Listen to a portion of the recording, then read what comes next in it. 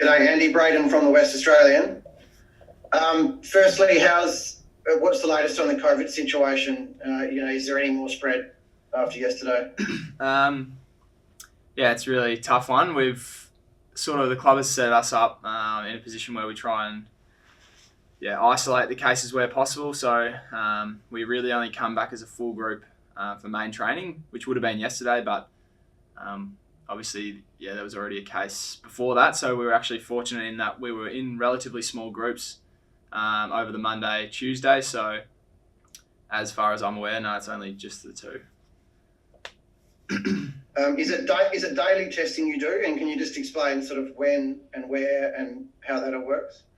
Yeah, so every day that you have to come into the club, you've got to do a rat test. So once you jump in your car, we do the rapid antigen test and then drive into the club, not to stop at anywhere like, filling up petrol or going to a coffee shop or anything like that, so that you don't get any exposure during the car ride. And then usually the trip of your car ride is more than 15 minutes. So after we wait our 15 minutes to see our result, if we are negative, we can go into the club, no worries, and we hand in our test into a staff member. But if two lines come up and you're positive, you stay in your car, you call the staff member, you don't come into the club. So we do that every day that we come in. So it's very thorough, but reduces our risk. And so you've already got your all clear today? Yeah, I did a negative test this morning. Yeah, about 5 minutes ago. Were you any more nervous today at all with it around the club a bit? No, I wasn't really. We're pretty strict on every time we're indoors in a group, we're wearing masks. So the only time really that you're not wearing a mask is when we're outside training, doing vigorous exercise or in the gym working hard. So if I'm unlucky enough to get it during that time, I'll cop it on the chin. But when we're doing meetings and when we're indoors, I'm always wearing a mask, so I wasn't too worried. And then just your life for all of you away from the club. Can you just explain the sort of guidelines and I suppose that type of strictness and sacrifice which you guys are doing to try and minimise the risk? Yeah, so as a group, before we started this year, we sort of discussed the risks and the opportunities of avoiding COVID as much as we could. And so the playing group came up with a few, social guidelines that we've been trying to follow. So quite simply just wearing a mask where you can, social distancing where you can. If you're going to eat out, eating outdoors and not being at a restaurant for a very long time. So keep it under 2 hours, get takeaway where you can and, eat at a park or away from someone. Takeaway coffees, don't sit down and eat. Obviously, we're not going out to pubs or clubs or bars or anything like that. There have been a few exposures in areas like that, so we've steered clear of there. And obviously it's really tough. There's plenty of guys who have kids who are going to school who they can't really avoid it. But someone like myself or other guys that don't really have, kids that are having to go to school every day, we can sort of pick and choose where we want to go and, decrease our risk of getting it. You look pretty young to have to give up your clubbing days. Well, it's a sacrifice. We, as a group, we sort of, like I mentioned, we sat down at the start of the year and we were like, well, what do we want to get out of this year? And missing, 1 or 2 weeks with COVID, potentially 2 times throughout the year, that can really cost us. So it was a small sacrifice to make.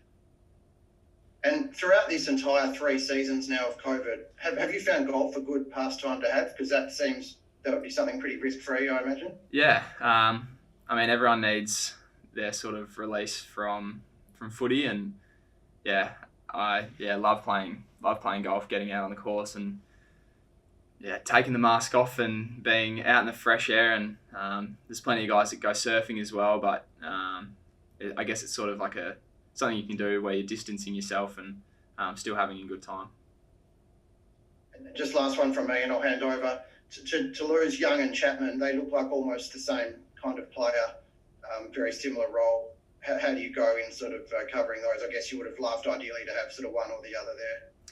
Yeah, they've both had really good starts to the year. Really unfortunate that we're going to be missing him this week. because they have provided so much off that half-back line, a lot of exciting, starting us up with our ball movement. So the match committee will occur, I think, this afternoon. So I'm sure whoever gets picked will sort of slot into that role nicely, and it's a next man up mentality. And I guess someone like Griffin Logue, he'd be, if you needed him to play a bit of a different role, a bit more rebounding or whatever, he'd be pretty well equipped to do that. Yeah, I think Griff had an awesome game, the last one he was in, and he was really unfortunate to miss out. So he's going to be chomping at the bit to get back inside. No worries, thanks, mate. Thanks.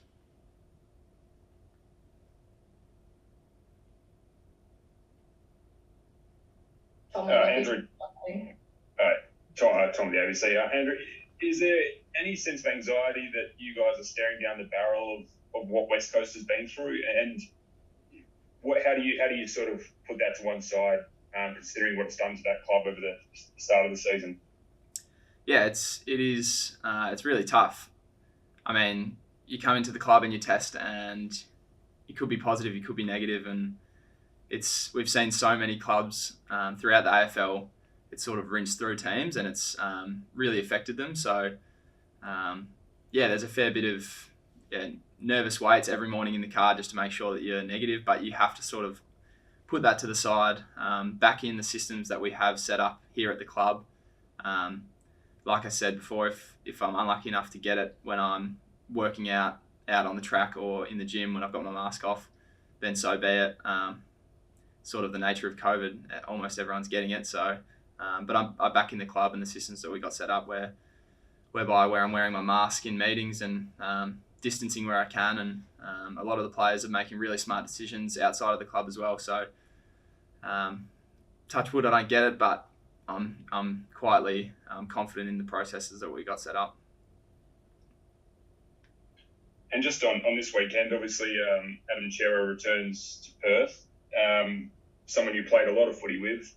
What kind of reception does he get from the playing group? Really good mates with Ches. Really excited to play against him. Obviously played the last 4 years with him, so it'll be good fun this weekend. But we're sort of just treating him as another opposition once he crosses over the line. It doesn't matter if you're friends with someone; they're another opponent. So he's got a lot of strengths that we're going to have to be ready for to take him on this weekend. And with Heath and Hayden out, there's going to be more pressure on the defence with Harry Mackay and Charlie Curnow in good form. Does that put extra pressure on the midfield to sort of minimise the supply? Carlton have a really good forward line. And like you mentioned, those two tall targets have been kicking lots of goals. So we're going to be doing as a midfield everything we can to stop their entries. And they've got also a really strong midfield who are a really good stoppage team. And but we think we are as well. So it's going to be a really good challenge this weekend. Two teams that are both in really good form. And I think we're up for the challenge. Excellent. Thanks, mate.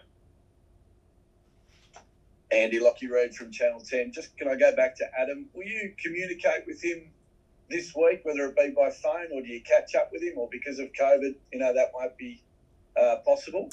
I'm sure I'll definitely give him a ring, potentially at some point catch up with him if sort of the schedule allows it. But like I mentioned, we're still really good mates, and he'll always be a good mate of mine. But when it gets to game day and once we cross over the line, he's just another opponent. And you lead the coaches' votes at the moment, which probably tells most people that you're almost the best player in the competition right now. What's your reaction to that? My reaction is I think I've been getting some votes because we've been playing really good footy as a team.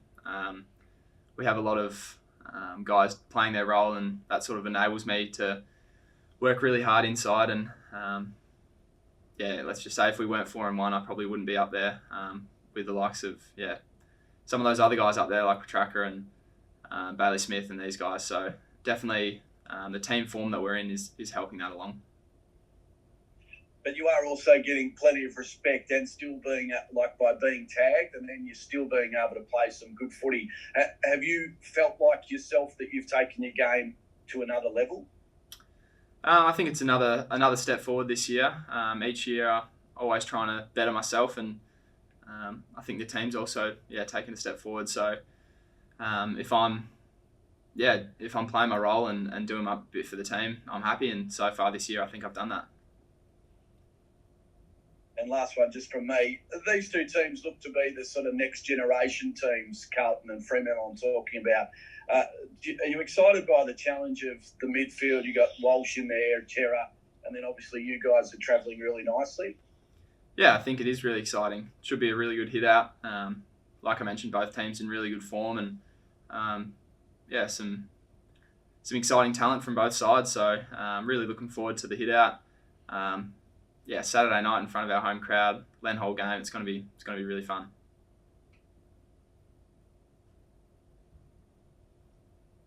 Ethan Lee Shaw here. Being in the leadership group as a young player, do you harbour any aspirations to one day captain the club? Potentially one day. If the playing group were to vote me in, that would be an honour. But really stoked with the position I'm in at the moment. One of 5 guys in the leadership group who get to lead and represent the club every weekend. So very fortunate in the position I'm in at the moment.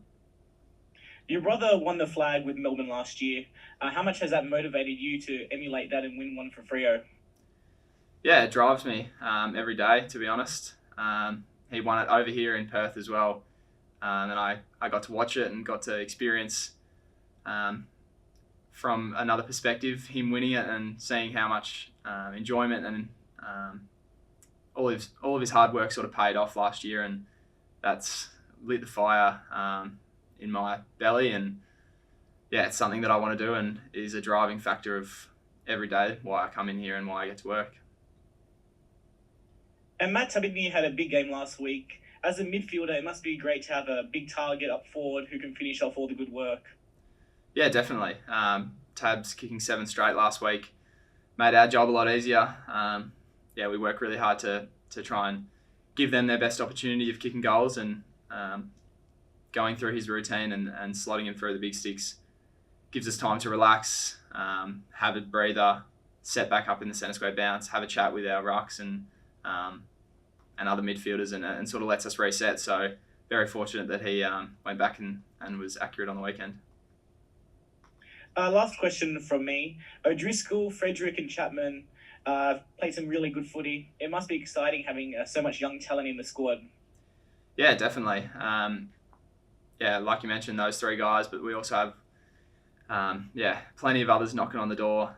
We had round 1 at Peel last weekend, and it was a really strong performance, comeback win from the boys. So I'm really excited with where the young group's at, pushing for selection, making things really hard for the guys that are in the team, and that's sort of the healthy competition that you want. But the guys that are playing with us on the weekend for Freo are playing their role and stepping up under pressure, and been really pleased with their performances so far.